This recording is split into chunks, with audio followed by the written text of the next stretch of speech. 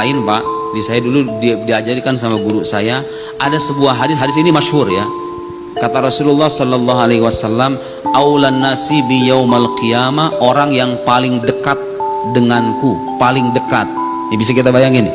Di akhirat nanti level sorga itu beda-beda. Nabi bilang, orang yang paling dekat denganku. Lihat itu. Keistimewaan macam apa itu? Kita dekat dengan Rasulullah, kekasih Allah itu udah nggak ada, pengen apa lagi kita? Udah dekat dengan Rasulullah di sorga nanti. Bahkan ada sebagian orang ketika ditanya, sifli ni'amal jannah, beri aku gambaran tentang kenikmatan sorga itu katanya. Tahu nggak, ada sebagian orang yang menjawabnya dengan jawaban apa?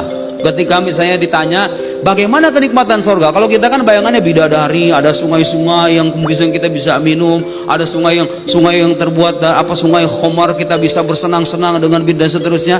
Ada sebagian ulama ketika ditanya bagaimana gambaran kenikmatan sorga, jawabannya cuma singkat, fiha Rasulullah sallallahu alaihi wasallam, di dalam sorga itu ada Rasulullah. Selesai sudah, kenikmatan semuanya terasa ringan, yang penting ada Nabi di situ. Ini orang dekat dengan Nabi. Siapa itu yang dekat dengan Nabi itu? Aulan nasi bi yaumal qiyamah, orang yang paling dekat denganku pada hari kiamat nanti. Siapa itu?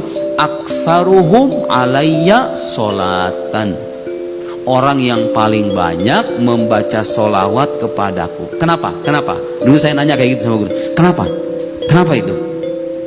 Kenapa orang kalau banyak baca sholawat sama Nabi itu bisa dekat dengan Nabi kelak? Jawabannya Pak, ternyata kalau orang banyak membaca sholawat kepada Nabi, itu dengan sendirinya dia akan ringan berbuat taat, susah berbuat maksiat, hidup terasa ringan, pasrah kepada takdir Tuhan, sejuk, tenang batinnya, ibadah akan mudah dia lakukan, maksiat akan mudah dia tinggalkan. Ya sudah, orang kalau sudah taat beragama sampai pada level itu, ditambah keimanan yang semakin tebal, maka sangat wajar disandingkan dengan Rasulullah nanti yang paling dekat dengan Rasulullah.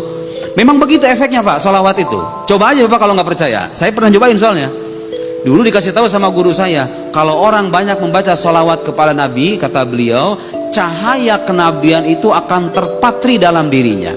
Makanya nih Bapak kalau punya anak, anaknya bandel-bandel, susah diatur, ajak dia baca sirah Nabi sallallahu alaihi wasallam, ajak dia ke majelis-majelis sholawat, suruh sholawat sama Nabi, ajak dia minimal beberapa kali dalam seminggu bikin majelis lingkaran di dalam rumah sholawat sama Nabi, baca sirahnya.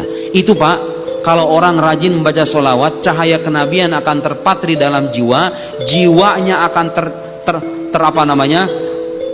terefek oleh cahaya kenabian itu, maka akan lahir akhlak yang bagus, ketaatan mudah dilakukan, karena kita kecipratan keberkahan Nabi Sallallahu Alaihi Wasallam.